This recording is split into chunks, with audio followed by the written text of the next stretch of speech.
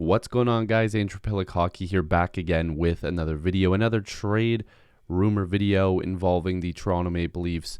You guys are probably reading this again and going, oh my god, he's clickbaiting, he's going crazy. No, this isn't clickbait. I'll explain everything to you guys in this video. First of all, I do want to thank everybody who have been liking this video and subscribing, and if you are new here, liking and subscribing does help a lot. Tons of this content is coming. I try to stay on top of everything. I don't try, I have been. So please like and subscribe. I greatly appreciate it. It is free and it does help me a lot. So thank you so much. But yeah, the Leafs could have some pretty sizable moves coming if Jake Muzzin is going to be out for quite some time. Now, I do want to start off this video by saying I am not excited by any means if Jake Muzzin has to take that much time off again, because he continually is getting injured. We have to think of the human side of this, okay? He has kids.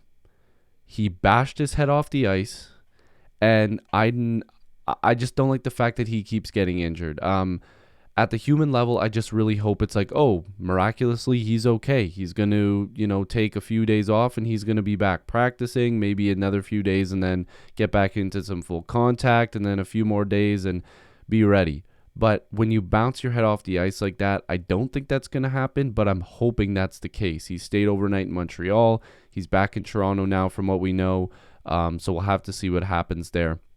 But I'm really hoping for a speedy recovery for Jake Muzzin. But from what people are saying, and Nick Kyprios also tweeted out, he believes Jake Muzzin is out indefinitely. So it started to spark some rumors. Now, before people were really talking about, the Muzzin going on LTIR, from at KWN Storm, obviously tweeting this out after reading a David Pagnotta article, or maybe he was on the radio, I'm not sure.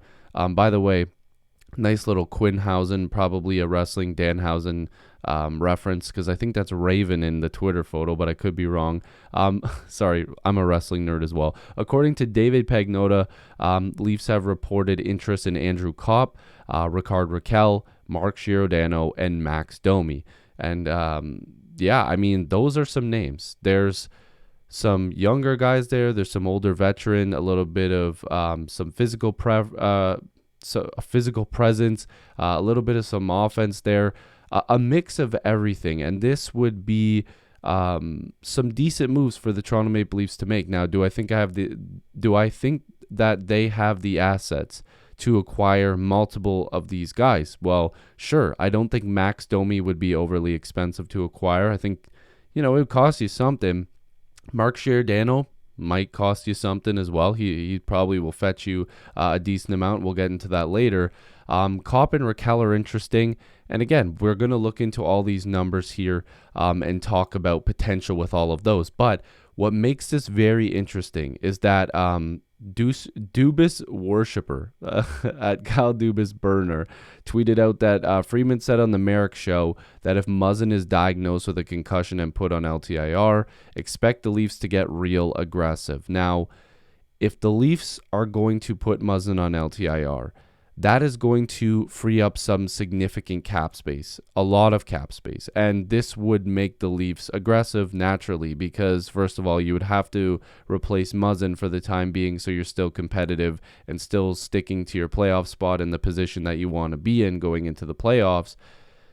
And then you also can add on top of that. So NHL Watcher again tweets out, Dreger on Insider Trading says if the Leafs have to place Muzzin on LTIR, that frees up over $5.6 million. He adds the Leafs are targeting Hampus Lindholm, John Klingberg, and mentioned Ben Sherratt and Mark Giordano as well. Says they are pie-in-the-sky options at this point. Again, all depends on if Muzzin goes on LTIR. Now, the second tweet there was they would also like to add a top six winger to complement the second line. So these reports that people are, Pagnotta, Friedman, Dreger, everybody is starting to get the sense that the Leafs are not necessarily done. And I keep saying this, until that deadline hits, I don't believe the Leafs are truly done. They're going to be at least getting their hands into a bunch of different things to see what they can acquire. This team cannot go into the playoffs with the team they have right now. They have to keep adding. Good teams add, and especially if an opportunity like this happens, and it's a really crappy opportunity because I'd rather Muzzin just be healthy and playing, but he's been injured, it seems like, for 2 years now. Like, the guy just can't catch a break.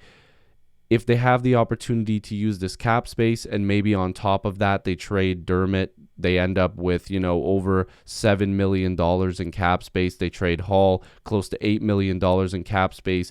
Keep one of them. You can't trade Dermott and Hall. You have to keep somebody there.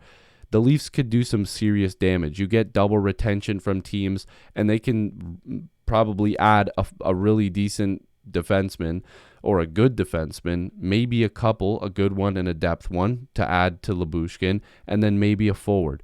Or maybe they just grab one forward, one defenseman. There's a bunch of different options here, but there's also a lot of names that we just went through here. And I kind of want to give a brief, kind of like a little bit of some cliff notes here on each person and what I would think. So Andrew Kopp from Winnipeg is a guy that I actually looked at before when I was trying to put a list together of guys that the Leafs could be going after, but the cap hit was something that I was worried about. Now, if this was the case, the Leafs could get some salary retention on this, or they could just straight up make this trade. Obviously, a pending UFA after this season. Now, if we're looking at the numbers this year, 28 points in 47 games played. Now, I believe he can play multiple positions. Yeah, left wing and center definitely would be a good option for the Toronto Maple Leafs. Again, whenever you bring in a guy that's having a pretty decent year on a team that's maybe not performing as well, Cobb could look really good in the Leafs' top six, or maybe you play him on the third line. I'm not too sure, but there's a lot of talent on this team. I would imagine they'd give him a shot where Kerfoot's playing and maybe knock Kerfoot down. Again, not positive. It would all just be hung up on the fact if they traded for him. Now, here's another guy that I find really interesting, because Rickard Rakell has always been on a pretty good contract, and the Ducks are a pretty decent team this year, so I'm not really sure if this is a move that they would want to make. He's a pending unrestricted free agent, and his numbers the last couple years haven't really been reflective of how people talk about him. Now, the last really good season he had was the 17-18 season. He's had really, respectable numbers in 18-19 and 19-20. But last year in 52 games played, he had 28 points. And so far this year, he has 23 points in 42 games played. Now, again, I could use the excuse that, maybe the fit is better with the Toronto Maple Leafs. Maybe he plays with more talent there. But the Ducks are talented. They're a good team. And I feel like Rakell would have a lot of success there too. And again, maybe the acquisition cost isn't as high, but I feel like if the Ducks wanted to move Rakell, that we would be hearing a lot more about it. And I also feel like the cost would be high because they don't necessarily have to make this move. So he would be an interesting person to look at. And if the Leafs are indeed interested, I'm wondering what the cost would be. Now, a really interesting one for me is Max Domi, because I think that he adds a bit of aggression. Of course, we're all going to talk about the ties to Ty Domi, no pun intended there.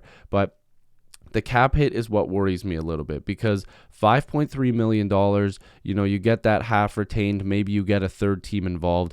That's going to cost you. And what I mean by that is that's going to cost you in terms of, draft capital and, players going the other way, such and such. Maybe this is a deal where you would send a Dermott or a Hall the other way just to make some of the money work. I'm not too positive, but with Muzzin going down, I'd like to keep as much depth as possible. But 24 points in 39 games played, not numbers that jump off the page for you, but he does give that physical presence. He does bring you some depth, some scoring, and he can also play multiple positions as well. So again, Domi would be a fascinating pickup, but this is the type of guy where I'd be like, listen, he's probably not going to stick around.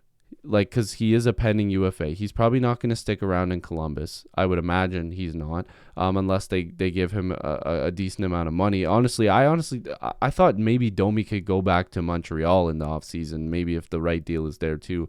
Could be talking out of my ass here. But I just think Domi was a good fit there. But regardless, this would be the type of trade where I think that they would have to retain a lot of money. I'm not really set on getting Domi for a high cap hit. I'd rather him be more of a depth pickup. I'd like him. I really would. But again, it would have to be for the right price. It would have to be a cheaper price. The next guy, and we're getting into some defensemen here, very interesting, very intriguing, and some people will probably not agree with this, but Mark Giordano. Now, I was kind of on the fence with this because, first of all, look at that cap hit. This screams salary retention all over it, which could drive the price up. If you guys have been following my videos, or literally just any, hockey channel or, TSN, Sportsnet, whatever, I'm sure you guys follow that more than you follow guys like me. The cost for defensemen right now is astronomically high. They are looking for firsts. They're looking for prospects. Even though Giordano's 38 years old, he still provides a lot of value, and we'll get into that in a few minutes because I'm going to bring up a couple other names, and then I'm going to get back to Giordano. This would be a lot.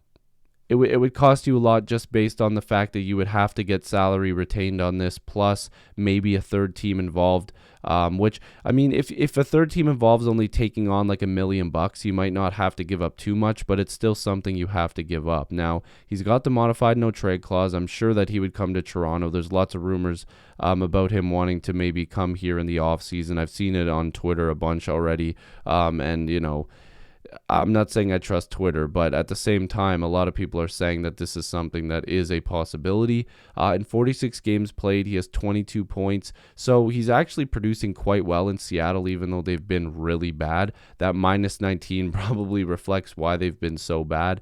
I'm not saying it's him, but I'm just saying as a team, they're not playing really well, because plus minus is more of a team stat, in my opinion. And I'm sure a lot of people would agree with that. But salary retention would be involved in a guy like Giordano. So we have to keep that in mind as well when we're talking about the cost for Gio. Now, Lindholm, again, I'm not really sure what the Ducks are thinking about this one.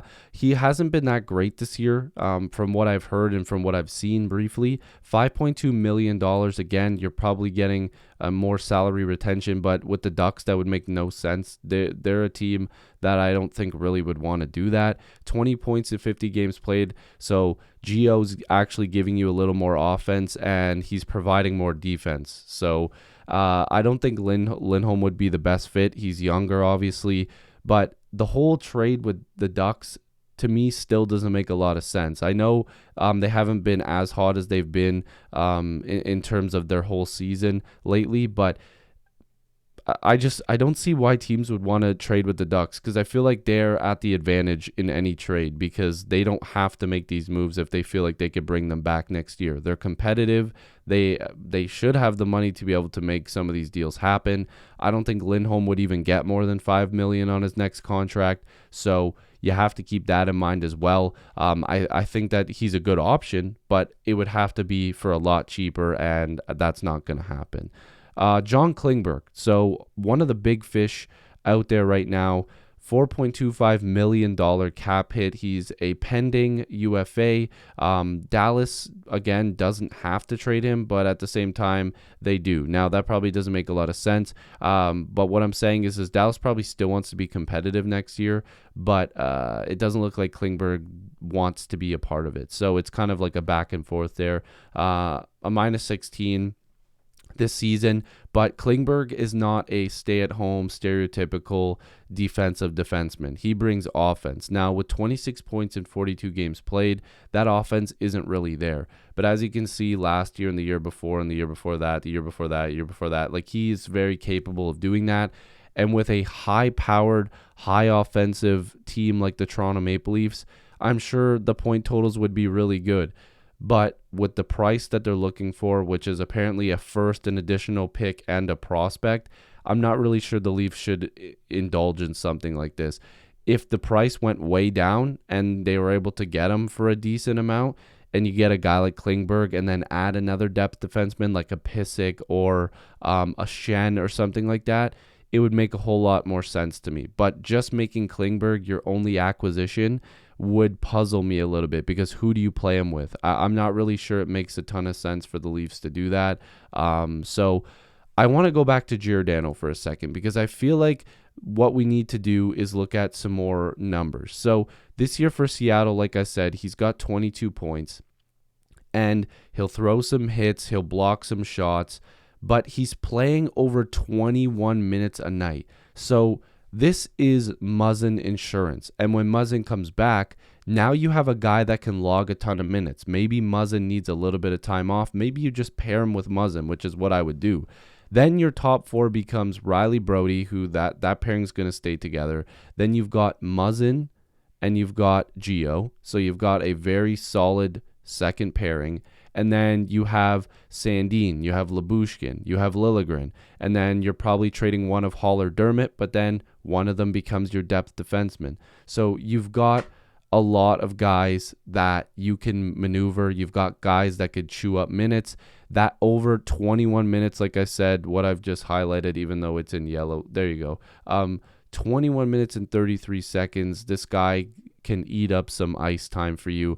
And if you're looking at some of his numbers this year, this was from February 18th, so last week. But 81% defensive score here. His time on ice is right where the Leafs would need it as a second pairing. His offense isn't going to, give you a ton, but as you can see, he will give you some points. It just makes a lot of sense to me. I think Gio would be a very, very solid pickup for the Toronto Maple Leafs.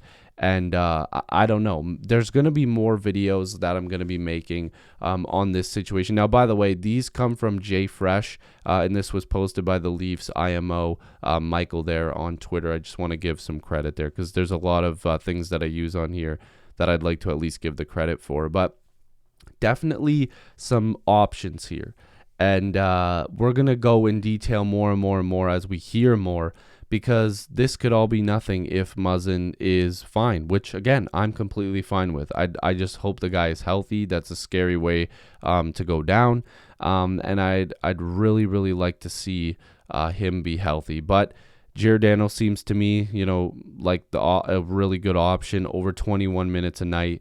Very good defense, penalty kill specialist.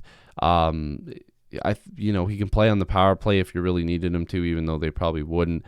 He's got experience, and I think for the right price, they would have to take on some money in terms of salary retention and maybe a Dermott or a Hall contract going the other way.